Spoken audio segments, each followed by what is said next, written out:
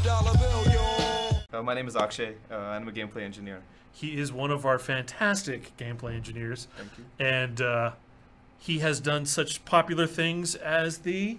Disciplines. Okay. That's a pretty popular one. Chat. Uh... Chat pass, the first pass. Okay. To be fair, Bill gave him something and he kind of had to make it work. True. Which in future Sprint we are completely gutting and replacing with all of the new stuff, including there's some voice stuff in there too. That is coming up. That is coming up in future. But let's talk about what other... So we've been working on the crypt flow. Okay. And the designers basically worked with the UX designers and they came up with some cool mock-ups. And I've basically just been putting that in the game and testing that. So today I guess we're gonna show you guys what the new crypt looks like. Well, we're gonna take him through the flow. So I'm a little dark here. I'm actually playing on the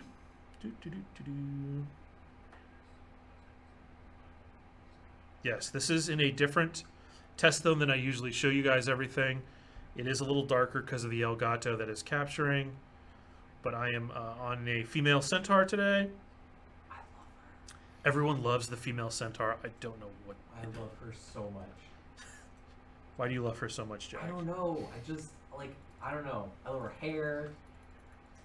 She's the best. Yeah. Yep. Okay.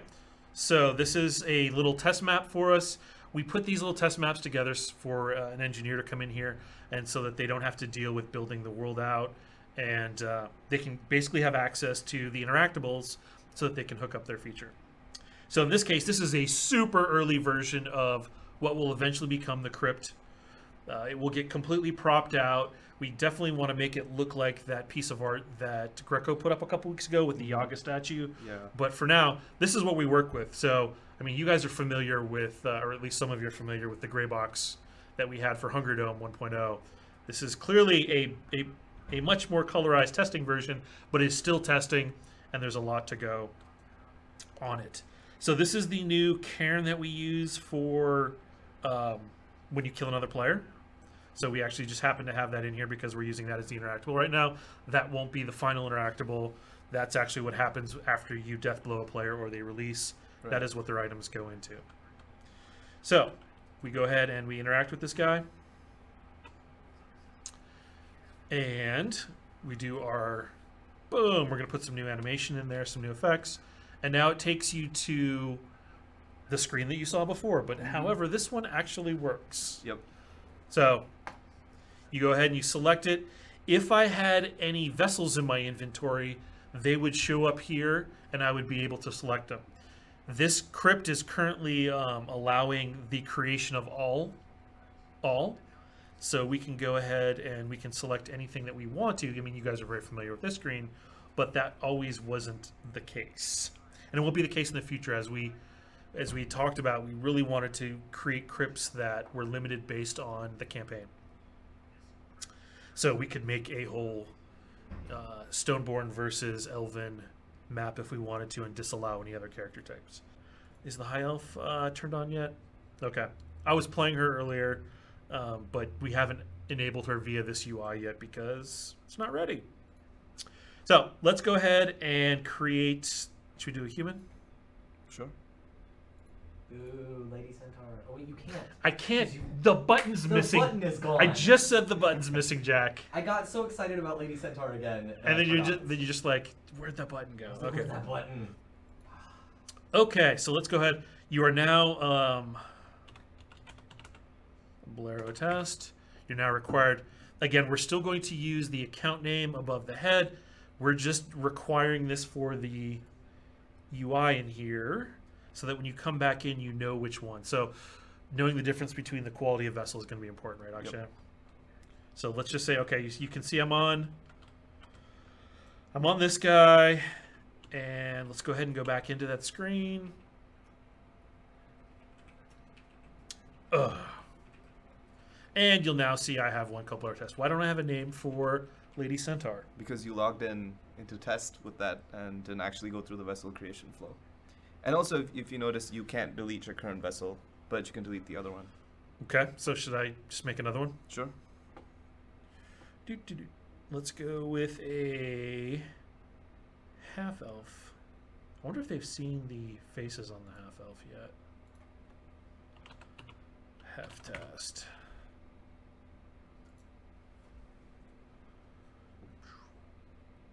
Yeah, the polishing and the shine of all of the effects and things, that will come online this week as Akshay wraps up the code side of the house. Mm-hmm.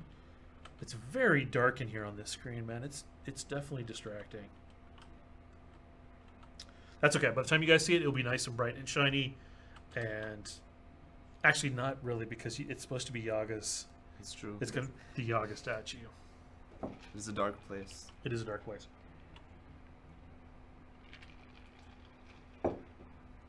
However, for a demo, it's all working, except for some key pieces. Okay, so the one that I'm currently on is the half-elf, and you can tell I can't delete him, but let's go ahead and delete this guy. And here's the little... So if anyone ever says, my cat accidentally deleted my character, my 4-year-old... That is a smart cat. Or a smart 4-year-old, and there you have it. So, again, the goal here is that you have, once you've used a vessel, you've imprinted the vessel is what we call it in the documentation, is it transfers from the inventory up into here, and now it's a slot, and it can't, boom, he's gone. It can't be taken from you. And there, you saw one in my inventory, so that slot is now free. So I can put another one in here. We still have, so Necromancy is still going to create the unimprinted vessels. And as you see here, I was issued a white quality one by the Crypt, because that's all the Crypts will ever give you is a white quality vessel. And I have a green quality one here. I used our GM cheat commands, so it doesn't have the awesome stats that it would have. But you kind of get the idea of the flow here. So the Necromancers are going to be making lots of these, and they're going to be making awesome quality ones. You're probably not going to want to keep a white quality vessel for longer than you have to. Mm-hmm. Right. It's just base stats. And then there is a UI that's going in at, let's go back into this screen. Shay, make sure you speak up. You got to match Blair's volume. Okay, I will speak louder. So Billy was going to rig a tooltip in here so you could actually see at this screen the disciplines as well as The stats. And the stats for this particular character at this point. And you can see at the bottom here, and we showed it in the mock-up. Right now they're set to 1 because I haven't been giving them any XP. But in this one, you'll notice it in the mock-up, it shows that this is a purple quality level 15, and this is a white quality level 4, and this is a blue quality level 1. So you will definitely be able to tell these things. Yep. Right. All of that polish will come online as the days and weeks go by. Are high elves in this build? Yes, high elves are in this build. We haven't flipped them to active yet. Neither have we flipped the female centaur to active because that button is missing. Do equipped vessels get decay over time? Do we know yet? Do equipped vessels get decay Like a over time? vessel that you're suiting? Yeah, Does it so decay? we haven't decided what we're going to land on that yet. And that's kind of we want to, because obviously we want to keep necromancers fully employed. We haven't figured out exactly how we should do it. That's just kind of the brunt of it. Technically, the vessel is still an equipment object, as you saw when I left here. Let me cancel out of this guy. So if you look at this, it's comparing it to what it thinks is equipped, which is called Heftest, because that's the name of the character. Yep. That is actually an object in a secret inventory, so we can clearly decay these things if we want to. The question is, how do we do it? Yeah, they're just For items. gameplay reasons, not mechanically how, because mechanically is trivial at this point because it's an item. Yes, 5.5 is starting to get jam-packed full of new things. I saw the Death Blow yesterday. That all worked. The entire new Death Flow along with that is in. New AI stuff is coming online. Spider Canyon's coming along very well. Vendors are pretty damn close. So it's looking good. And you can now see that I have energy as opposed to just stamina. In addition to stamina. Got your energy and stamina. And yes, I saw a question earlier. Block does still use stamina. That has not changed. Okay, how is the PCM compared to Stamina Knight? I mean, it should be relatively the same-ish, right? I mean, yeah. You shouldn't notice that much difference between the two in terms of like regeneration and how many things you can do, how often. If anything, it might be a little more freeing since you don't have to worry about block, right? You don't have to pay for block from the same pool, or harvesting from the same pool or whatever. Yeah. What have you? Or retaliate. Or retaliate. Too many things. Right. I mean, retaliate was really the straw that broke the camel's back, basically, because it's like poor knights, they can basically retaliate and block, and that's pretty much it. They get their choice. You can fight or you can defend. Is the crypt going to be in beachheads? Yes, the initial crypts are already in the 5.5 Wrath map beachheads. Can Templar Parry use stamina too, please? Different, but no. I recently took the node in the Barbarian tree that increased my skill cooldowns instead of decreasing it. Well, I just have to wait for 5.5 or even later to be able to play the Champion Myrmidon. Yes, that fix is already in 5.5. However, 5.5 is right around the corner, so to speak. So, you should we talk about hotfixes and the potential for destabilization of the current? Because the challenge we always have is to fix. We could fix everything in a hotfix if we wanted to, but Which we don't. Is sometimes the problem, right? Is trying to do that. Right. So, good development practices are to not do that. It's to fix things like my client is crashing, right, or things like that are really hotfix worthy. If there's a bug, and especially if that bug has already been fixed in the branch that's coming right up behind going into test, you really don't want to derail.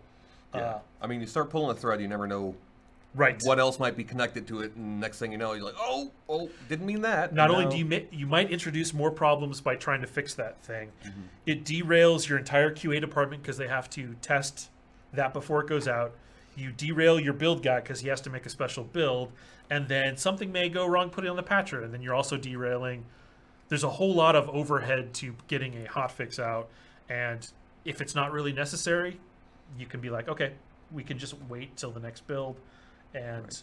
I mean, it's be necessary for example, the barbarian folks that are. But I mean, we sort of have to weigh that with the cost of the things Blair was just speaking about. Yep, not only cost but additional risk. Okay, are you able to show off the melee plus 75 support power stone or clarify its restrictions? Yes, Surging Spirt is the new miner for people who are trying to make a spirit build or support power healer type as a melee guy to do those things, so they're not so far behind. And we didn't want to just artificially inflate everybody's healing, right. I mean, because then at that point they're still behind. There's no cost. So we'll see if this is enough cost, and if there's not enough cost, we actually have this. There's a version of this guy that grants a passive, so it would cost you a minor and a passive slot to catch up. We'll see. I mean, right. We'll try. Basically, we have all kinds of knobs to make things more costly or less costly. We want this version right off the bat. We'll see if it's a problem. Yada, yada, yada. Okay, thoughts on changing the champ's ultimate warrior heal to a hot to tone down its tankiness? Well, I mean, that's an interesting idea. And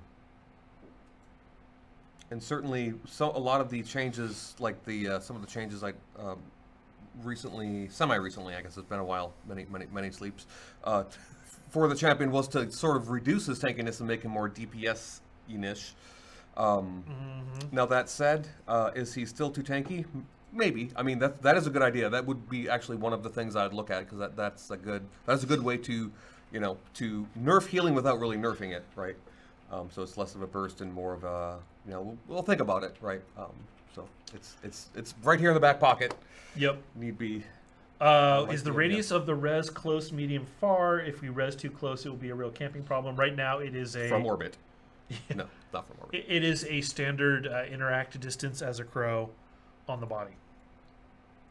And our solution to camping has always been, you can either wait or you can take a tow truck. Yeah. Or grab friends.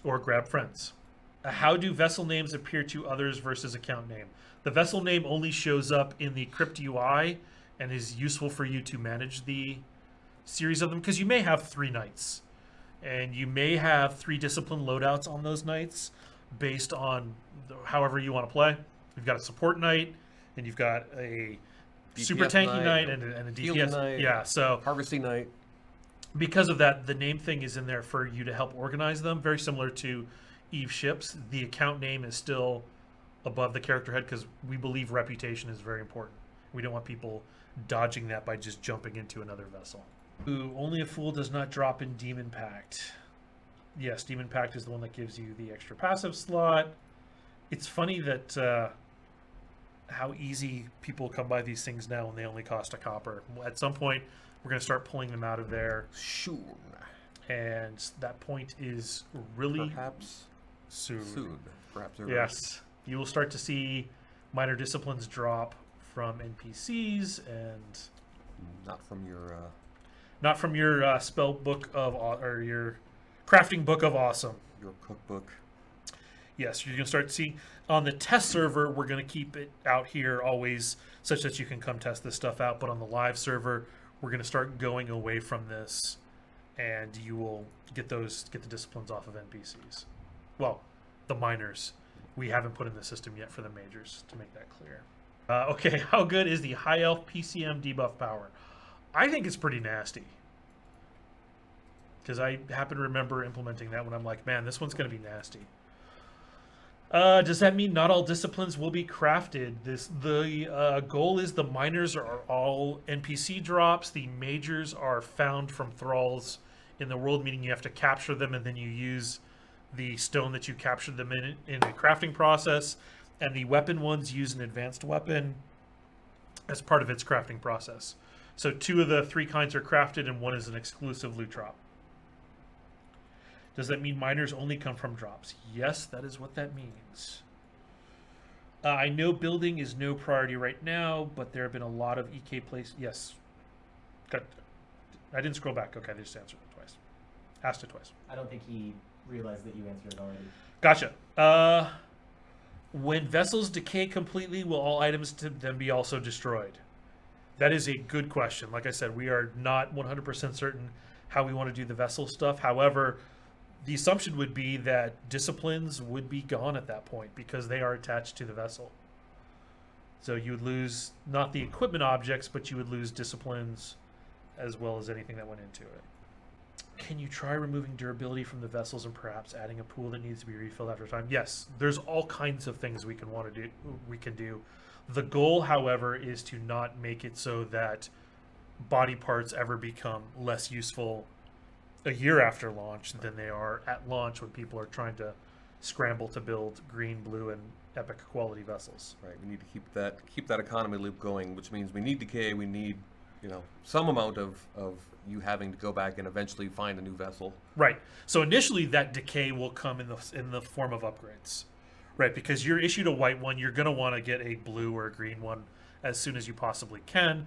So initially, there will be a huge demand, and the goal for us is to keep that demand going beyond replacing the item. However, that being said, if you're experimenting with a lot of different things, you want to make a couple different versions of a character or class, you are going to be going through them as well. Are the crypts local or global? I think they mean if you have a body stored in there, can you access it from anywhere, or can you only access it from one crypt? The crypts are global. However, there is the same restriction for like a Dregs campaign, if the it may not be usable. It's certainly if it has anything in it, if it has disciplines in it, or it's level 30 or whatever, you won't be able to bring that into a Dregs campaign. It has to be something that originates within that campaign. Or the best way to put that is the crypt will also follow the campaign rule sets. So for example, if the campaign is set to have Stoneborn versus Elves, for example, it will not allow you to equip a human because that's not allowed by that campaign. And you would get stopped if you tried to come in to that campaign as a human, and it'd be like, nope. Or if you went to a crypt and tried to put on your human suit. With the introduction of Deathblow, does that mean we will have the option to resuscitate / resurrect players? Yes. Yes. Yes, you will. The support classes are getting an AoE version of that with a ground targeting reticle, and the Templar is getting a single target version of that with, I think it's, I was going to test that today based on the reticle. It might be a ground target as well if the reticle one doesn't work the way we want it to. Why are you committed to durability on vessels? Because we are very committed to our player-driven economy, and if you don't have decay, things last forever, and that crafting profession will become marginalized. We saw this. Look at the architect in Star Wars Galaxies, for example. Totally. Everybody needed houses in the beginning. Once all the houses and guild halls and cantinas had been built, that profession was dead. And that is not something that we want. We want to make sure that all of our crafting professions are always viable as best as we can, and we'll make steps to do that. And that case means that if you always have the vessels that you always want, there is another way to do it. Should we talk about the other way to do it? Sure. Sure. So if any of you have ever played World of Warcraft, for example, every 2 years they delete all of your items. Effectively. Right? Right. You can still keep them and look at them and be like, I remember how nice this was. You know? Right? But that epic or legendary item from the previous expansion is now... Ooh, it's crap. Get it out of here. Right. Greens in the next area are better. So they basically do a hard reset on all of those objects. You can do it that way. So basically you're in a constant arms race where you have to make the next thing bigger and better and bigger and better. And the challenge in a game that has a lot of PvP in the open world is that you go exponential on your items, Right. then some guy can just come up and step on you with his items. And we're not building that game. Also the need for scientific notation to explain damage and stats. Nice. So their model is completely different than ours. Ours is based on you replacing those items, but not us basically in an arms race to make the next one better and better. It just means that over time you're going to have to repair that item, and the only way to do that is to decay it out of the system. So the crafters are constantly building to make up for all the stuff that's being destroyed. You're replacing it. You may have not realized that that's what's happening in games that have a strong PvE model, and but you have it. So I'm sorry if I bursted that bubble on any of you who didn't know about that, but that's how that works. It's still Decay. It's still Decay. Ooh, will vendors get a write-up that will be in an update sometime soon? Yes, you know what? We should totally do a write-up for vendors because Charlie is wrapping up his implementation of vendors. There are so many little details with that, especially, I mean, with upkeep costs and all. I mean, there's just a lot of little details. Pretty big system. It's a massive system, and it's cool to see that one come to life. We will definitely do a write-up. All Right, so this is the kind of the updated shield, because we made a pass right after 5.4 went out on shields and jewelry, and I implemented the necklace stuff. But this is kind of what you're looking at for the shield. Now, we tend to we always make a legendary version using 15 experimentation points, and this is purely amazing rules on our end so that we can ensure that we're not putting something in the game that breaks. Right. For example, one of the early rings I had like 200% crit damage or critical chance on it, right? Which is clearly that, we're like, hey, we're that's like, hey, probably wrong. There's a number wrong in there. So we definitely make the absolute top end case, and then we go back and we make a blue one, which we call the Everyman, which is basically what we think that most people will be using when you kind of everything shakes out. Yeah, when everything shakes out. So those are the two the two that we tend to do.